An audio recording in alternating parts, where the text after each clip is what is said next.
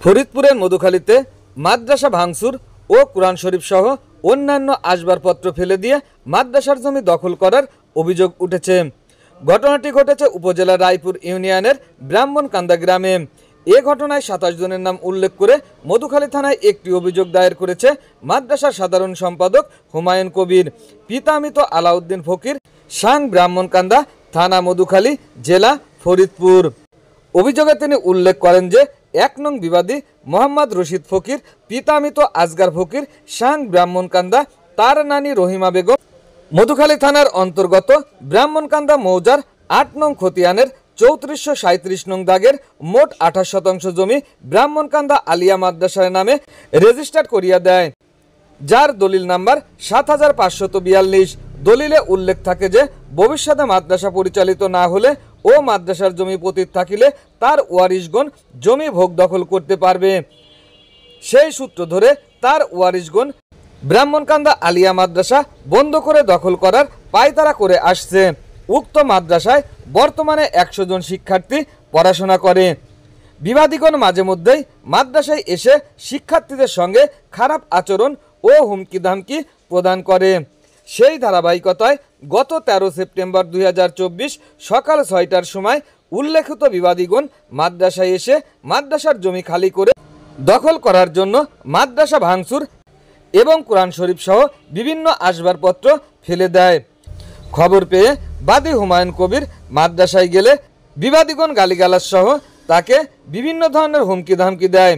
অভিযোগের বিষয়টি নিশ্চিত করেছেন মধুখালী থানার ভারপ্রাপ্ত কর্মকর্তা SM নুরুজ্জামান। এ বিষয়ে মাদ্রাসার সাধারণ সম্পাদক হুমায়ুন কবির ও স্থানীয়রা যা বলেন। আমি মোহাম্মদ হুমায়ুন ফকির, ব্রাহ্মণকান্দা ইফতেদায়ী মাদ্রাসার সাধারণ সম্পাদক। আমার মাদ্রাসা চলমান অবস্থায় আমার বিবাদীগণ গত 13 তারিখ রোজ শুক্রবার মাদ্রাসা আসিয়া মাদ্রাসা ভেঙে ফেলে। ওর ভিতরকার কোরআন শরীফ এবং অন্যান্য আসবাবপত্র ছড়াই ছিটাই ফেলে। আমি এর তীব্র নিন্দা ও প্রতিবাদ জানাই। ঘটনার পরে আমি মধুখালী থানায় এসে অভিযোগ দিই। আশা করি মধুখালী থানার ওসি আমার এই মাদ্রাসার ব্যাপারে সুষ্ঠু একটি সমাধান দেবে। এই মাদ্রাসা কত সালে প্রতিষ্ঠিত, কত সালে মাদ্রাসা দলিল হয়েছে, কত সালে বিএস রেকর্ড হয়েছে, সেই বিএস রেকর্ডের পর মাদ্রাসা ঘর আছে, টিবাল আছে। সাবেক রব্বান চেয়ারম্যান শামসুল হক আমাদের এই রায়পুর ইউনিয়নের অভিভাবক, তার দেওয়া ঘর টিবাল আছে, সেই টিবাল চলমান, সেই মাদ্রাসা দিয়ে গেছে। জাকির চেয়ারম্যান হইলে এরা ভাঙ্গার পায়তারা করছিল। জাকির চেয়ারম্যান বা জাকির চেয়ারম্যান ওয়াইফ বলছে সাবধান, আপনারা যেই ভোট দেন না দেন, কেউ পক্ষ করেন বিপক্ষ করেন, এই মাদ্রাসা করে গেছে আমার মরহুম শ্বশুর রব্বান চেয়ারম্যান। অতএব তার সন্তান ছেলে, সে আমার স্বামী, সে চেয়ারম্যান হয়েছে। এই মাদ্রাসা ভাঙ্গার জন্য কেউ পায়তারা করলে এর পক্ষপাতী আমরা না। তারপরে এরা থানায় একটা মামলা করে। এই রশিদ ফকির, এই ফজলু ফকির, এই নওশির ফকির, এই আজম ফকির, এরা মামলা করলে আমরা কোর্টে এই থানায়। এখন যে যারা ভাঙছে এরা 4-5 মাস হাজিরা দিয়ে আসতেছে কোর্টে। হাজিরা দিয়ে আসার পরে হুট করে এই 13 তারিখ শুক্রবার রাত খানিক থাকতি আইসে ভাঙচুর করে এই অবস্থা করছে। আমি আবার পুনরায় কি করবো, অসহায়। সারা দেশে মাজার ভাঙতেছে, সারা দেশে ঘর ভাঙতেছে, সারা দেশে ব্যবসা বাণিজ্যর নিরাপদ নাই, সারা দেশে কোনো মানুষের নিরাপদ নাই। আমি সেনাবাহিনীর অধীন প্রত্যেকটা জেলায় একটা দায়িত্ব দিয়েছে। আমি তাৎক্ষণিক যে সেই ফরিদপুর জেলায় যে সেই অফিসারের সাথে দ্বারস্থ হয়েছি।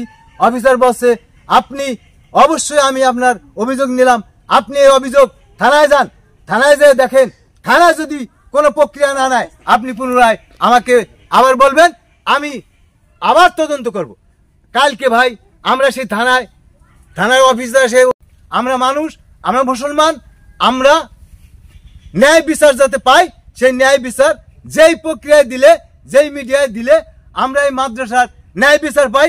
আমি মুসলমান, এই মুসলমানের ধর্মীয় প্রতিষ্ঠান যাতে প্রতিষ্ঠিত হয় সেই প্রক্রিয়া আপনারা করবেন। ছাত্র সংখ্যা তখন বেশি ছিল, এরা পরামর্শ করছিল যে হয়তো পরবর্তীতে আরো ঘর উঠবো, মাদ্রাসা আর একটু বড় করব। এর ভিতর তো মামলা হয়েছে। মামলার পর একসময় দেখা গেছে থানাইতে বলছে যে আপাতত স্থগিত থাক, যেভাবে পড়াইতেছেন ছাত্র 10 জনক 5 জনক 20 জনক 50 জনক যাই হইতেছে এইগুলোই পড়ান, আপাতত থাক, কেউ ওই জায়গায় হাত দেবেন না, যেভাবে সেইভাবেই থাক। আমি ওইভাবেই পড়াইতেছি, হঠাৎ করে শুনি যে মাদ্রাসাগণ নাই। এরপর আমি অন্য জায়গায় যাই পড়াই, মসজিদে পড়াই, এইভাবেই চলতেছে আর কি। মাদ্রাসার ভিতর কতগুলো কোরআন শরীফ ছিল? মাদ্রাসায় কোরআন শরীফ ছিল 3-4টা, আর অনেকগুলি সিপারা ছিল, মানে যতগুলি ছাত্রীরা তো বাচ্চা আমপাড়া পড়ে। সেগুলি কি করছে? এইগুলি আমি এসে শুনছি যে অনেকে বলছে যে সারাই চুরোই ফেলছে, এরপর আবার অনেকে বলছে যে না যত্নের সাথে উঠেছে, মানে যে যেভাবে আর কি পারছে বলছে, আমি এইটাই শুনছি। এই মাদ্রাসায় পড়তে কি পড়াতো হুজুর? আরবি পড়াতো। এই মাদ্রাসা যখন ভাঙছে তুমি কি দেখছো? এই মাদ্রাসাতে যে কোরআন শরীফ সিপারা এগুলো কি করছে ওরা? চ্যাঙ্গাতে ফেলাই দিছে। এই চ্যাঙ্গাতে ফেলাই দিছে কিডা রে মা? ওর নাম কি? তুমি দেখলিস ওর নাম জানো না? পড়তে এই মাদ্রাসায়? জি। কয়টাতে কয়টা পড়তে? সকাল ভোর 6টা থেকে 7টা। 7টা পর্যন্ত। কি নাম তোমার? আমার নাম মোহাম্মদ লিমন ফকির। লিমন, তুমি কি এই মাদ্রাসায় পড়তে? জি। আচ্ছা, এই মাদ্রাসা কবে ভাঙছে? শুক্রবারে। শুক্রবারের দিন ভাঙছে। কোন সময় ভাঙছে শুক্রবারে? সকালের দিকে।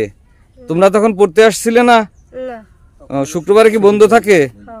ও আচ্ছা, মাদ্রাসা যে সময় ভাঙে, মাদ্রাসার ভিতর তো আমরা শুনছি যে অনেক কোরআন শরীফ ছিল, সিপারা ছিল, সেগুলো কি করছে? সেগুলো ওরা চ্যাঙ্গাই ফেলাই দিছে, তার একটি মেয়ে এসে উঠে ওদের ঘরে থুয়ে দিছে। এই চ্যাঙ্গাই ফেলছে কারা, নাম বলতে পারো? চ্যাঙ্গাই ফেলেছে লোকের নরসির ফকিররা। নাম তোমার? ইয়ামিন। ইয়ামিন, তুমি কি এই মাদ্রাসায় পড়ো? জি। কয়টা থেকে পড়ো?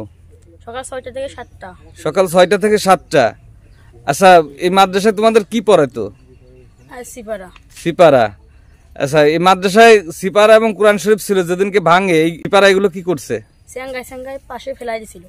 চ্যাঙ্গাই পাশে ফেলাই দিছিল।